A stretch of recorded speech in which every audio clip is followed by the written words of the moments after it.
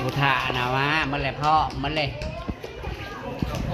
หมูน่ะยังมา ยังขาหมูอยู่ขาจังได้ร้านน่ะเปิดแล้วเชิญนางถาจะครึ่งชั่วโมงมันคึ้มแล้วหมดมันคึ้มเขาก็หอดเฮือนเนี่ยพอชายโทษพนักงานต้อนรับบ้านนั่นนะพนักงานต้อนรับบ้านนั่นนะ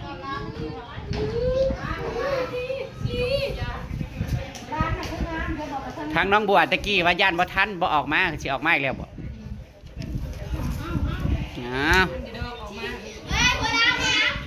พูนแสงพูนมาแล้ว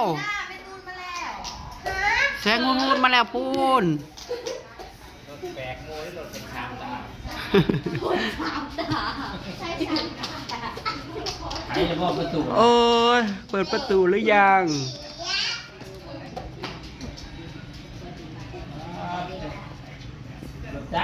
รถจักรบ่จังละ3 ตารถจักรคันนึงอีบุญยูมาแล้วเห็นป่ะเย้ทำแม่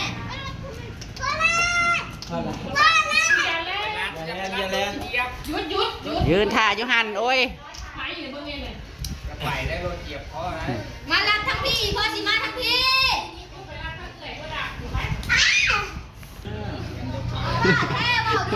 เขาบริษัทไปวะล็อกร้อนอยู่ไปค้นเอาร่วมญาติพี่น้องเลยร่วมญาติเสียงโห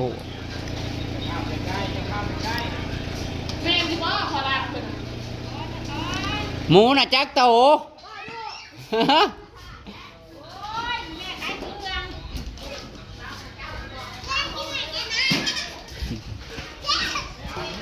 ไปเอาร้อยไปเอา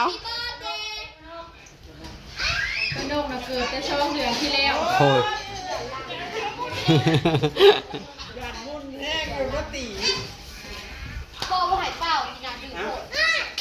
เอาก็เงี้ยงยอดช่องเดือนพอดีแล้วนะเนี่ยมันทีซีแววไปเข้าตู้ไว้กันกินแล้วจังมัดตัดอุ้ยน่าจะเป็นดันต่ำลุงติล่ะโหไปตกวงป่งใจพุ่นสมที่ล้อคอย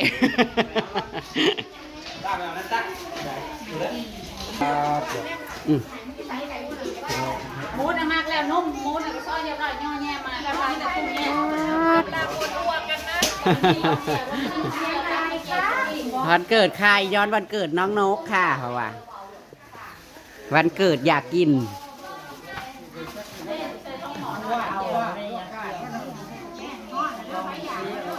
หูหอนด้วยเนาะไหนทางน้องบัวยังบ่ซอดอยู่ทางน้องบัวยังบ่ได้ซอดเดี๋ยวบ่ต้องย่างมันจังทันใจตัวนี้และทันใจห้าสิกินตัวนี้แหละตัวนั้นมันนานเดือดเอารสดีมาใส่อีกทำไงดีมาใส่อีกค่ะแปลว่าให้มันได้กินค่ะเดี๋ยวเบาลำไยให้มันได้นี่นะตัวเทียมมานะเราจะกินอันนี้ก่อนตัวนี้ก็กินเลยดึงเดี๋ยวรอแขกมาเมื่อก่อนเอาเซิร์นนะเซิร์นดังนะเซิร์นรับประทาน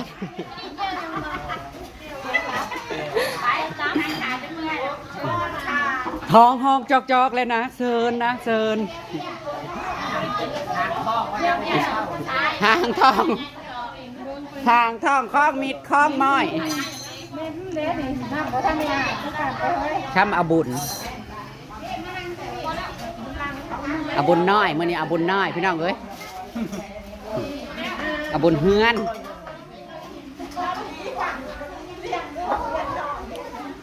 ยายตุนขายหมูดีเพิ่นมาเลี้ยงหมูกระทะบ กินกะยากินแต่หมูกระตะนี่แหละ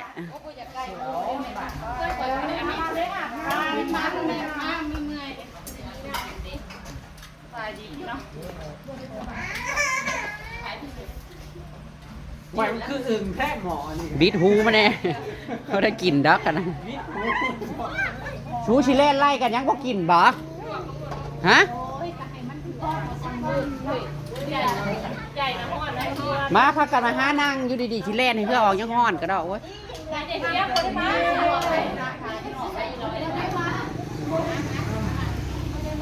ก็จะกินข้าวไปแล้วเฮาน่ะจะกินข้าวลายไปแล้วเนี่ย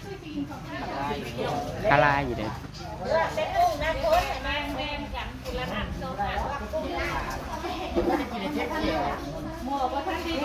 เท่านี้แม่ อืม เด็กเลยมึงลงนะแม่ ลงไปนั่งห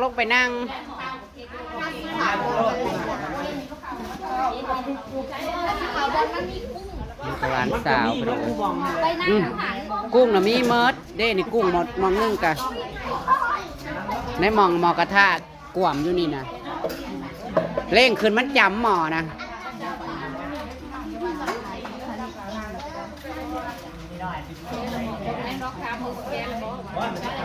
ใช่แล้วดีนะได้มีมันเข้าเล็กน้อยแล้วการกินข้าวเนี่ยเอารสดีให้เลย ข้าวกระเด็ดผีขันจะกินกับผีค้าร้ายผีแก้วเพี้ย มันลายดี ใช้พญาดอกเลยสักครบเลยพี่น้องมันนี่ครบคู่หน้าคู่ตา แล้วคิดจะกินแล้วนี่ มาทางเบิร์ดเลยลูกหลานผู้ยายขี้นะอิ่มเลยอิ่มก่อนหมู่เลยไว้ว่า เจล กินแล้วกินเย็นกันเด้อน้อง น่าสิทากินข้าว เอาถ้วยมาแหน เอาเดี๋ยว เอาถ้วยมาให้เขาเนี่ย มาเลยมีแต่แม่แซ่บเด้อเด้อแล้วเด้อนำแล้วพวกมาดอก เจลเมื่อไหร่ก็ได้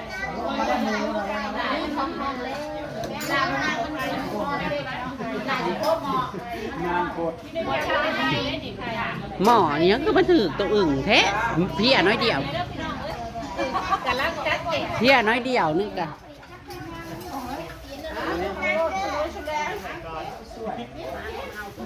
มาเย็นละแซ่บมาไม่เดี๋ยวน้องให้ไปก่อนตักไฟลูก สนิทกัน ตักไฟทอด น้าปลาน้ำมันนั่งยองๆ ยองยองตักเอายองยองเขาเวลาเดินเรียนหลักใจนะเอามาตั้งเอาไป เรียนไม่ได้ไม่ได้ค่าดอกไม่ได้แล้วเนาะเอาไม่ได้ เขามาอยู่ทั้งปีแต่นุ๊กไปส่วนมา ปิ้งเอามาแล้วเอามาลายอยู่ไหน เอามาเพิ่มแล้วก็จะปั่นกัน ให้ทิพย์ไปใส่ของม่วงให้อย่างเงี้ยเอามาลายนี่ใส่ม่วง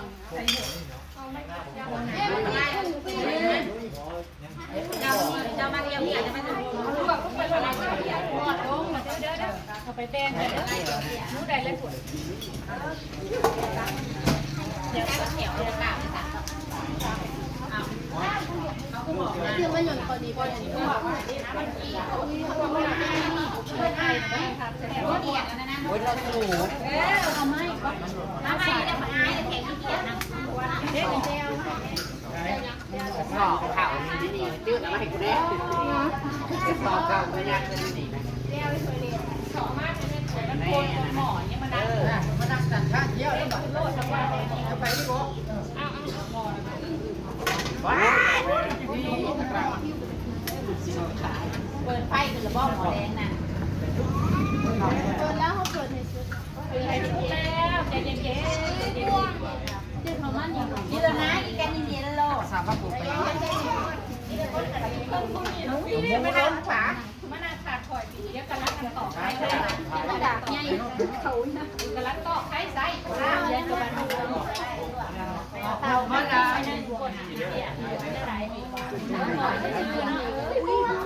อาได้กินข้าวยากเลยค่ะ เขามานั่งเยอะ ไว้ยาเขากินกับเจ้า นี่ที่เขาเนี่ยเยอะกาแฟถูกไม่ใช่เขาบอกกินนะเขาบอกอุ่นนะ อิ่มแล้วง่าย เขากินดูแล้วเขาก็อยาก อยากว่าจะบ้านก็ขอให้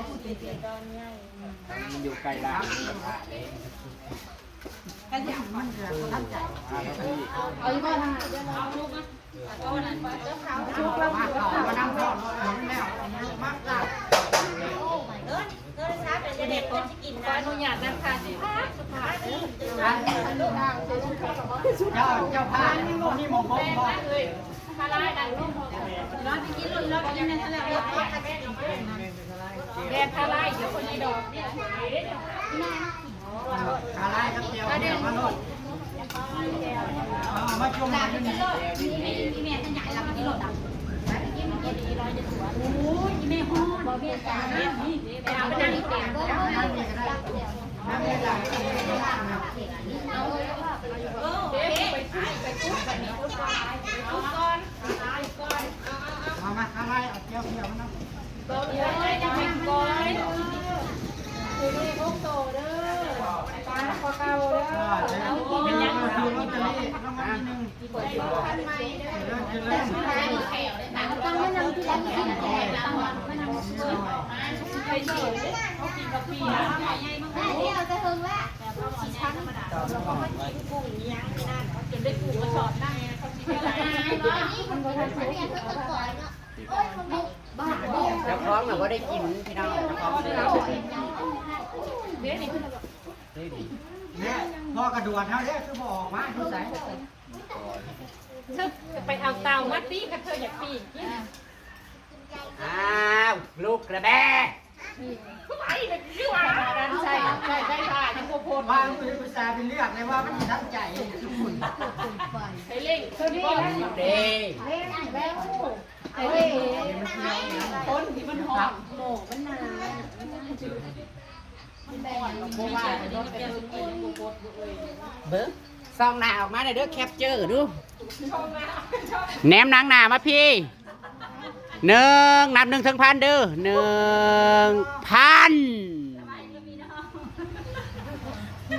แคปเจอร์แล้วก็วันนั้นเพิ่มขั้นผูกว่าให้ยายตูนออกมาแคปเจอร์ ไอ้ที่ห้องน่ะก็ฮ้อนเด้อน้องกินดิบเบิ่งเลยนี่ กินแล้วก็เด้อสิว่าเก็บเงินละ50แล้วมันบ่ได้กินเด้อมากินเลยว่าเรียกบ่พมากินแล้วบ่บ่หาสิ ได้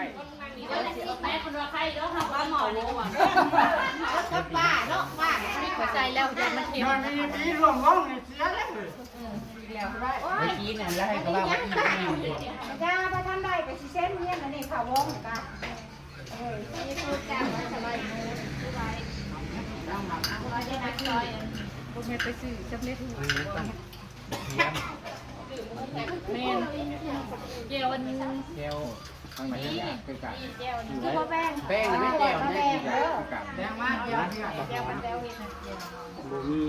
อันนี้ไม่ใช่ แก้วมันซื้อมาในขวดไม่แก้วตาใครอยากได้แก้วตาขนาดก็เขากำลังมาเขาเจ้าไว้ยังไงเขาเจ้านี่แหละทั้งนั้นงั้นไปเฮานี่ล่ะงั้นไปเฮา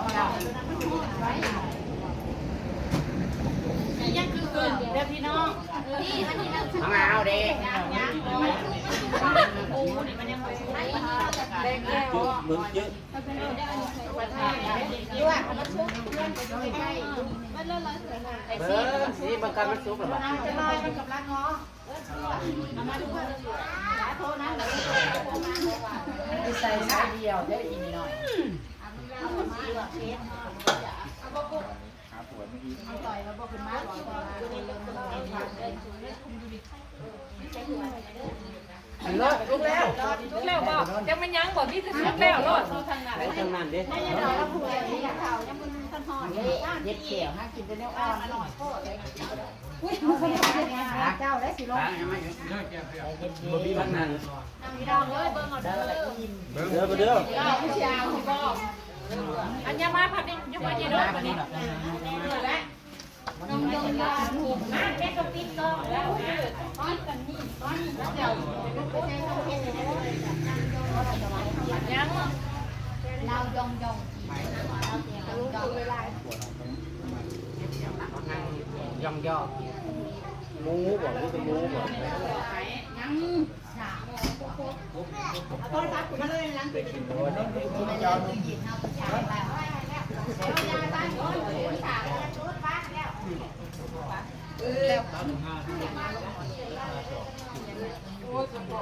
บอกว่าแซ่บเสียกูไว้ก่อนให้กูมาไหน หมูน่ะได้กินเมื่อทุกคนแล้วมันนั่งกินกันที่ไหนผู้ชุบเอาเนี่ยบ่ได้กินไปไปนั่งหาย่างไปหาผิดแม่นบอกไปย่างไปไปแล้วไปคอยคอยคอยคอยเป็นทั้งคอยเอาโดนปูนไปแล้ว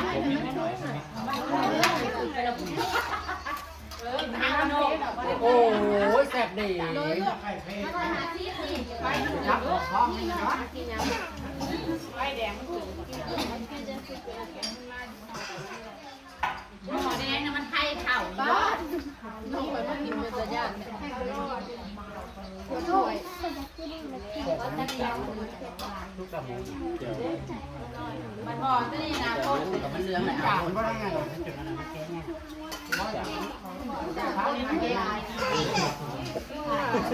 เอ็กลูกอาจารย์นะเพื่อนนั่นจะมาแกงนี่เอ้ามันมาจีบลุงอีกเลยเนาะทุกอย่างล้างเช็ดละจะแปลว่าไหมจานนั้นเราพี่ มีหมูไส้เอา มันได้แล้วมันได้แล้วอันนี้เป็นบ้องเปิดเลย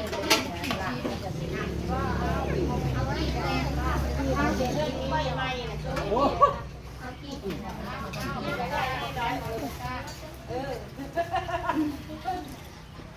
แม่ก็ต้องมากกว่านะ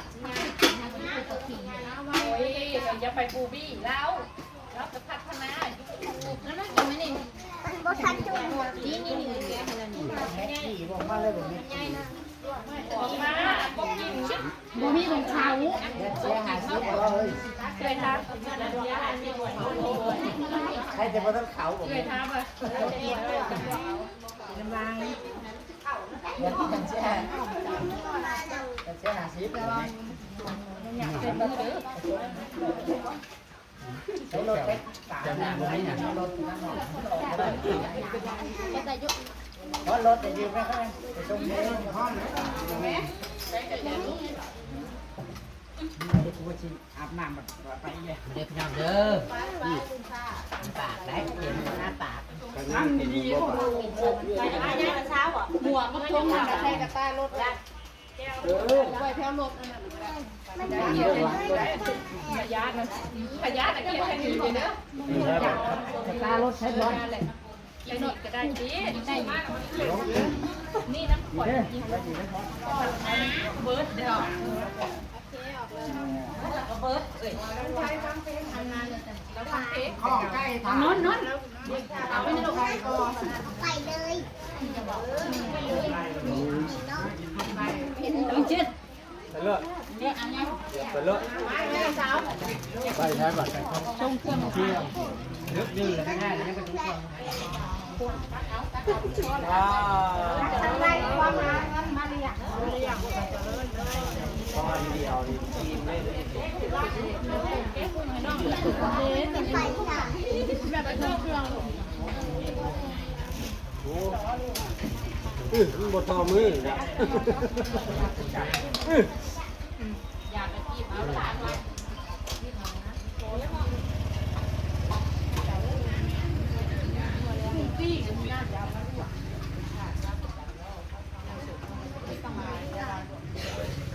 เยอะ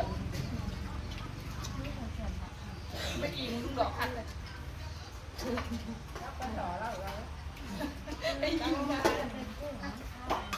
ทักอะไรบอกเห็นกันแล้วถุยเลือดแจวกันแล้วยังมึงจับหลังมันเลย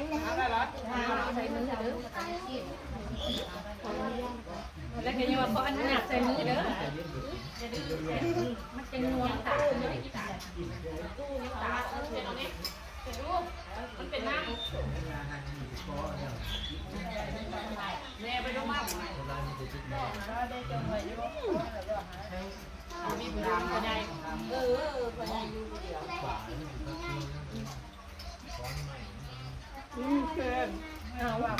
เข้มบาดนี่นึกว่าบ้านเป็นลูกเอาจ้ามาเลยเป็นเลยกูแห้งลงมันชักต้นเป็นคนพิษมันบนฝาเธอนั่งดูน่ะเก็บไปมันแหลกออกมาไปใช้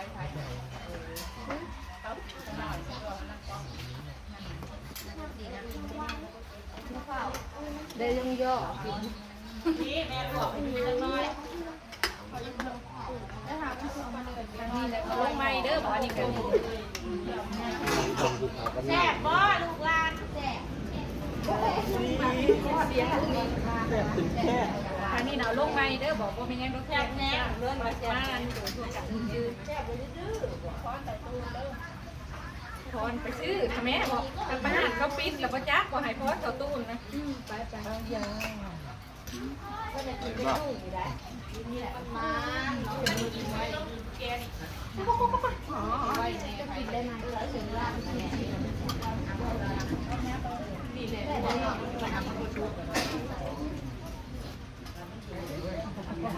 พี่ไปได้กระตกโบ๊ะตกโบ๊ะ โอ้โหว่าหิวนี่บอก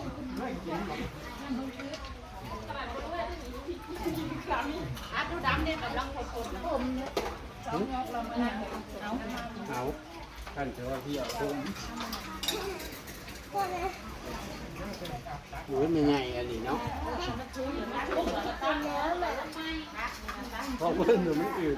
ใช่ไหมยังก็อาจจะเสร็จแล้วแต่พวกนี้อยู่ข้าวเนาะ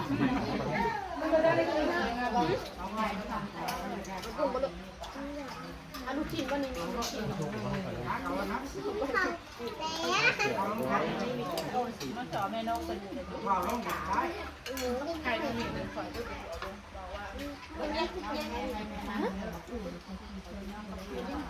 บอกบอกโอ้ยใส่น้ำป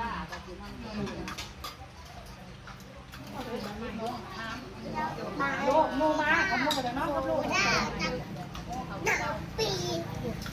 มือเล็กจะกินน้องน้ำไผ่น่ะอันไหนมันปนนะคะเรือเต้นเล่นเต้น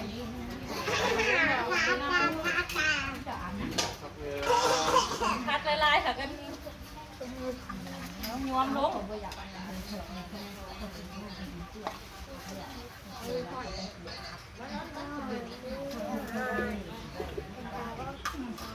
กับมาใจห่อนตอนที่แม่ก็จะเย็นๆโชว์ไปแล้วมีกี่อ๋อไอ้ข้างกระต่ายอย่างนี้แหละอันนี้จุ๋ย นี่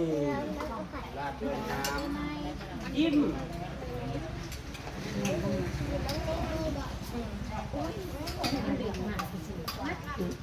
กินรถขี่มันกันโมเมนต์หรอ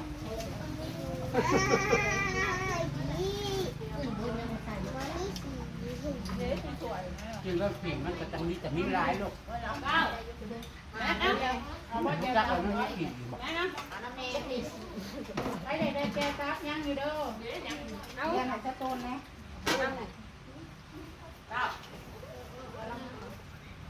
เจ้าหน้าบอกแม่ใส่ขี่มาน้ำเด้อ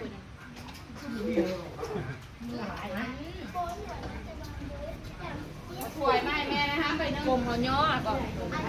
ไม่ตู้ดังกลมหัวย้อก็ยังมาเพิ่นนะอ้าวมันจะเป็นจะบอกนี่ผิวอายุนี่นะไปกินเยอะจับอายุตัวนี้อ้าวแผ่นมันอยู่ด้วยกัน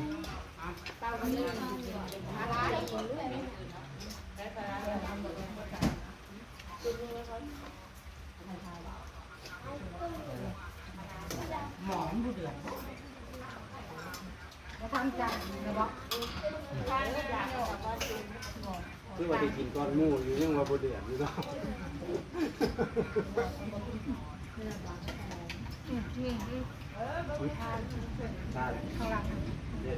เอามาตื้มไข่แต่ว่าใครไม่ตื้มไข่แล้วเพื่อไข่แล้ว สียบไว้เป็นอันนั้นลูกของหนูบอก ยกขึ้นไหม เอา1 2 3 4 5โอ้ยเวทเอาบางคนบอก เดี๋ยวระวังมือด้วยปะ น้อยกูจะเบียดโอ้ยไปอีกแล้ว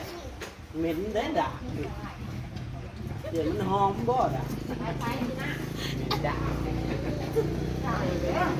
ด่าเอาลำไยพอไง บ่หรือบ่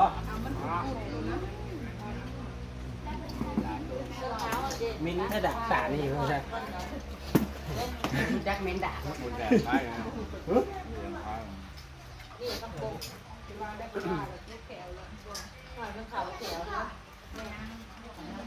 นั่นแหละว่ามันติดแขวกินแล้วมันติดแขว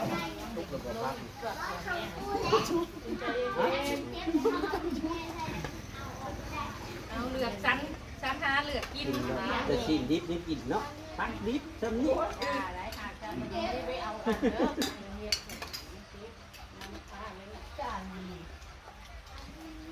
โอ้พอดีแล้วพอดี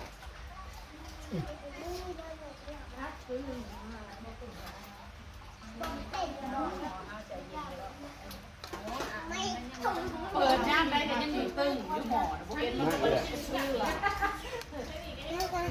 เอาอีกแล้วมีแต่พอเดือดอีกแล้วให้เดือดบัดนี้ก็ย่ามได้เป็นหมอ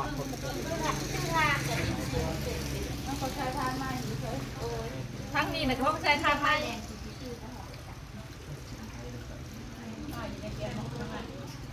จักกันได้ ทั้งนั้นน่ะก็เพราะว่าบ่ฮอดกันว่า อีกแล้วใครหอดเลยขิงกระเจี๊ยบ ไม่กินโลกเลย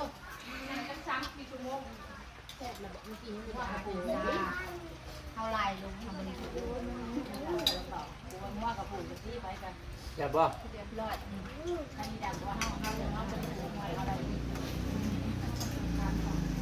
ต้องรู้ว่าห้านั้นมันจะตุ้มไปถึงมาเพื่อนกับมายิง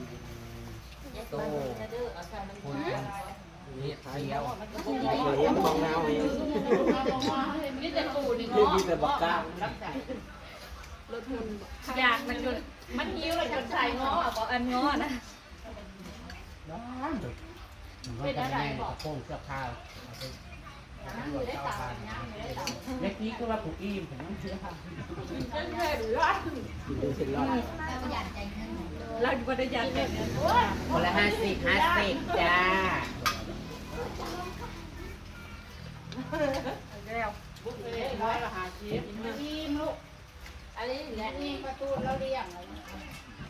ไงน้ำก็ย่านเชียงเงินอีก ยานั้นยังเงินหาซื้ออีกแล้ว ย่าบ่ย่าแล้ว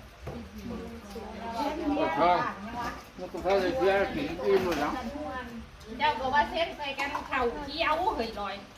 ยันจะย่าแล้วบัดเข่าเกี้ยวมันก็เส้นเขาดิ กินคำหนึ่งกับเชียร์ชอบทานกับเชียร์กินอิ่มโลด เทิงเสียแล้วเนาะ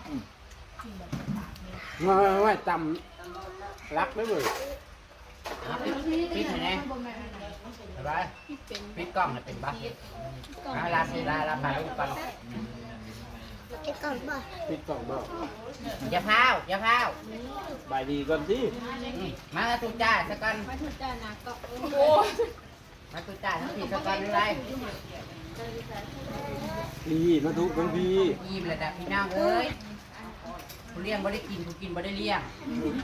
กูกินก็ไปหาเงินต่อ ยังบ่ทันเด้เดี๋ยวบ่มาเงินนะ เจ้าเพียบอก มันนี่รวมเนี่ยรวม โอ้ย เนี่ย สวยมียุทั้งนั้นนะ ได้ตูนพญิราเลี้ยงหมูกระทะ มีได้ด้วย น่าบ่ทันน่ะ ยิ้มมือนี่เมามากคุณหนาคุณตาเลยพี่ ยุ น้อง หักมันมีได้กล้วย พอกันคลิปหน้ามืออื่นกันแล้วกันพี่น้องก็คือพี่น้องกระสุนกระสุนกันแล้วกันเดินกัน บายดีพี่น้อง แล้วก็เอาให้แน่ บายดีเด้อ ก็เอาแล้วเลย ใช่แหละ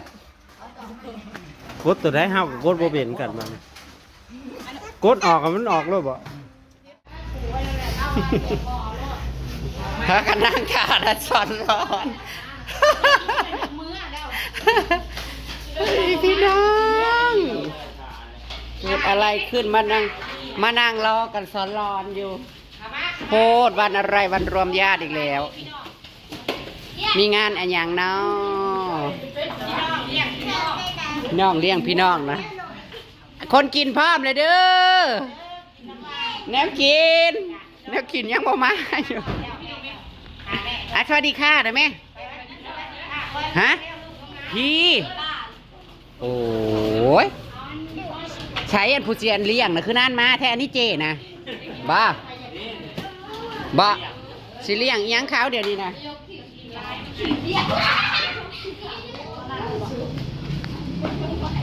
นี่สิพากันกินหมูกระทะแต่หมูกระทะนะยังบ่ทันลงมาแต่ปักซองพี่น้อง เอิญพี่เอิญน้องมาเบิดแล้วยังบ่ทันมา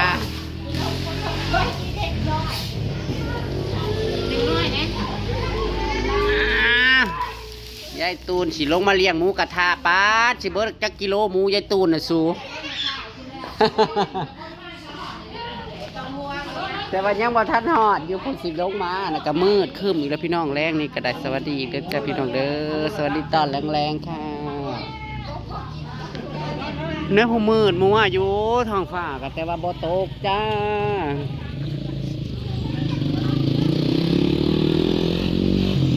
อันนี้ก็รวมญาติกันอีกแล้วจ้ารวมพญาติคือสิบ่ได้ออกมาแต่บ้านน้องบัวน้องสลอยคือสิบ่ได้ออกมาแต่มันเป็นหมอกโคนัวอยู่พี่น้องเว้ยที่มันเป็นหมอกโคนัวนี่คือมันเป็นขี้ฝุ่นพี่น้องเว้ย